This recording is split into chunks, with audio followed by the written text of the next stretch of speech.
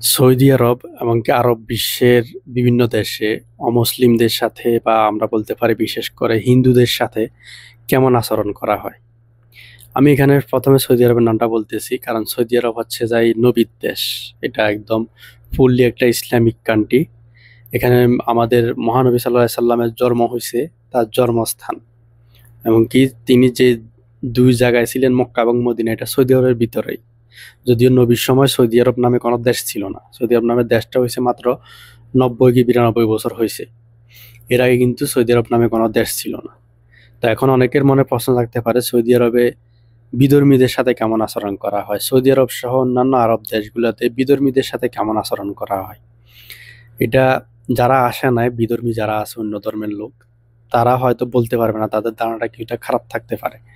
কিন্তু যারা এসছে তারা প্রশংসা করে সৌদি আরব সহ আরব বিশ্বের, কারণ তাদের সাথে কোনো জোর জুলুম করা হয় না, তাদের উপরে কোনো কিছু হস্তক্ষেপ করা হয় না, তাদের উপর কোনো কিছু চাপিয়ে দেওয়া হয় না।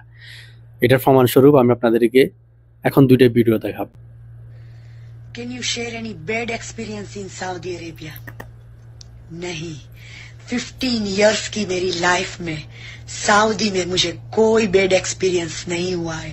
मुझे खुशी खुशी मिली। सऊदी की ये धरती ने मुझे इतनी लग्जरी, प्रोस्पेरिटी, इतने दोस्त दिए मुझे, और बहुत सारी खुशियां दी है, बहुत सारी मेमोरीज दी है। एंड अबाउ ऑल मुझे रिस्पेक्ट जो मिला है ये कंट्री में, ये जुबेल सिटी में, जो मैं लाइफ टाइम नहीं भूल पाऊंगी। सजदा करती हूँ, सर झुका के शुक्रिया करती हूँ सऊदी अरेबिया की ये धरती को, जिसने मुझे 15 साल इतनी अच्छी लाइफ दी है। शुक्रिया। सऊदी अरब में जब भी मैं कहीं जाता हूँ और लोगों को पता चलता है कि मैं एक हिंदू हूँ, तो लोग मुझसे बस एक ही सवाल पूछते हैं कि भाई आपको सऊदी अरब में किसी मुसलमान ने जबरदस्ती अल्लाह अकबर बोलने के लिए कहा?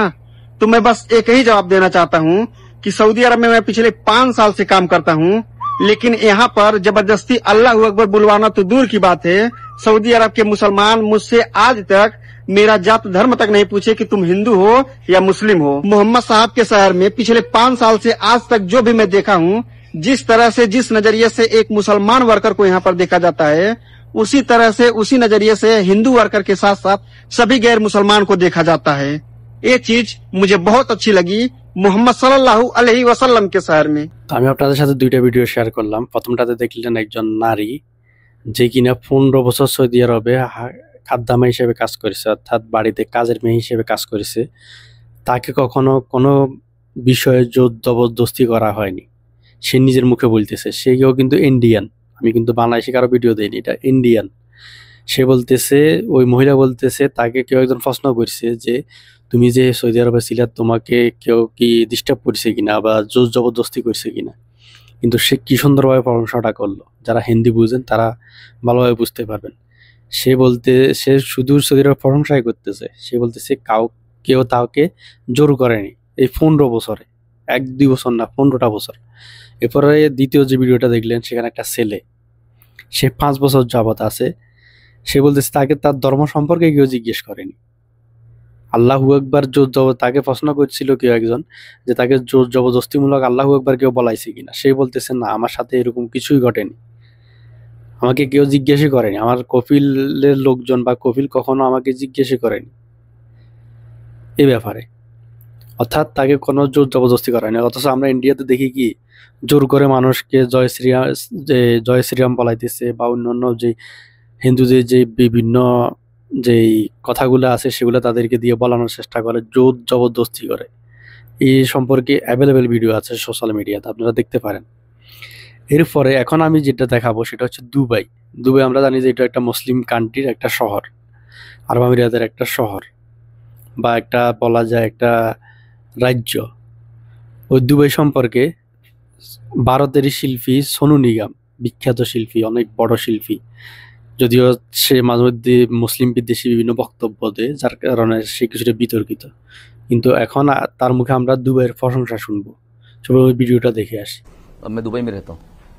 दुबई इस्लामिक कंट्री है, क्या बेहतरीन कंट्री है, क्या बेहतरीन जगह है। वहाँ के जो लॉज हैं, वहाँ पे आप नहीं सुनेंगे इस तरह की डिक्टेट्स की रमज़ान चल रहे हैं तो म्यूज़िक बंद हो जाए या ये नहीं होगा वो नहीं होगा, वहाँ पे एक आम लाइफ चल रही होती है। हाँ, एक because it's an Islamic country, the respect of the religion is there, but बाकी जो लोग रह रहे हैं उनको नहीं रोका जा रहा। यही बात भारत में लागू होनी चाहिए। তাহলে আপনারা এখন সোনু নিগমের ভিডিওটাও দেখলেন, সেও কিন্তু একটা তার ধর্ম অনুযায়ী সে হিন্দু, যদিও সে নিজেকে সেকুলার দাবি করে। সেও কিন্তু দুবাইয়ের প্রশংসা করতেছে। দুবাইও কিন্তু একটা মুসলিম প্রধান দেশ বা এটা একটা রাজ্য, সেখানে কিন্তু কাউকে জোর জবরদস্তি করা হয়। শুধু দুবাই না, আরব আমিরাত সহ মুসলিম বিশ্বের যতগুলো দেশ আছে, কোথায় কিন্তু বিধর্মীদেরকে কোনো কিছুতে জোর জবরদস্তি করা হয় না। বাংলাদেশকে নিয়ে অনেক প্রপাগান্ডা ছড়াইতেছে ইদানিং ইন্ডিয়ানরা, বা তারা সুযোগ পেলে অন্যান্য দেশ সম্পর্কে প্রপাগান্ডা ছড়ায়। সৌদি আরব নিয়েও তারা প্রপাগান্ডা ছড়ায়। তারা ইচ্ছাকৃত কাবা শরীফের উপরে মূর্তি বসিয়ে মাঝে মধ্যে ছবি ভিডিও দেয়। সৌদি আরবেও কয়েকজন হিন্দু এটা করছিল, তাদেরকে গ্রেফতার করা হয়েছে। তো যারটা কিনা অন্যায়, এটা রাষ্ট্রীয় আইনে অন্যায়। তাদের যদি কিতাব তারা পড়ে, সেখানেও তারা দেখবে এটা অন্যায়। তো যারা সত্য বলা তারা সত্য বলবেই। যে ছেলেটা আমি ভিডিও দেখাইছিলাম, ওই ছেলেটাকে পরবর্তীতে অনেকে হুমকি দিয়েছে তার দেশ থেকে, বলতেছে তুই সৌদি আরবে দালালি করতেছিস। সত্যিটা তারা মেনে নিতেছে না, অর্থাৎ ইন্ডিয়ানরা সত্যিটা মেনে নেয় না। এটা গুজববাজ, সারা জীবন তারা গুজববাজি থাকবে। কিন্তু সত্যিটা সত্যি, যেটা তাদের দেশের মানুষ থেকে আমরা শুনছি। যেমন এই একটা মহিলা, একটা ছেলে, এমনকি তাদের দেশের বিখ্যাত শিল্পী সোনু নিগম থেকে আমরা শুনছি। তো এই হচ্ছে বাস্তবতা, এগুলোই হচ্ছে সত্যি। এখানে কাউকে নির্যাতন করা হয় না, সবাই যার যার ধর্ম নিয়ে থাকে। কেউ কাউকে বলার সাহস নাই তুমি এটা কেন করছো, তুমি আসো আমার সাথে মসজিদে আসো, নামাজ পড়ো। তুমি কেউ জোর করতে পারবে না, তুমি কলমা পড়ো, কেউ পারবে না। এইসব দেশের আইন আইনি।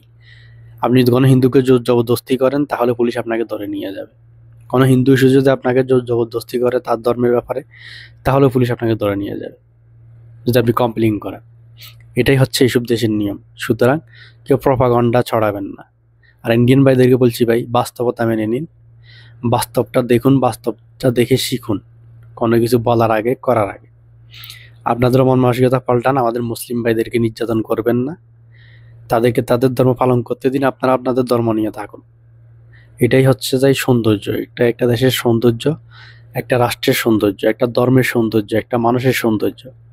সেটা আপনারা মেনে নিতেই হবে। আপনারা মেনে নিতে চান না চান, কিন্তু মেনে নিতে হবে, আপনারা মেনে নিতে বাধ্য। তো আজকে ভিডিওটা এই পর্যন্তই। অবশ্যই ভিডিওটা সবাই বেশি বেশি বেশি করে শেয়ার করবেন, আর আমার পেজটাতে ফলো দিয়ে রাখবেন এরকম ভিডিও আরও পাওয়ার জন্য।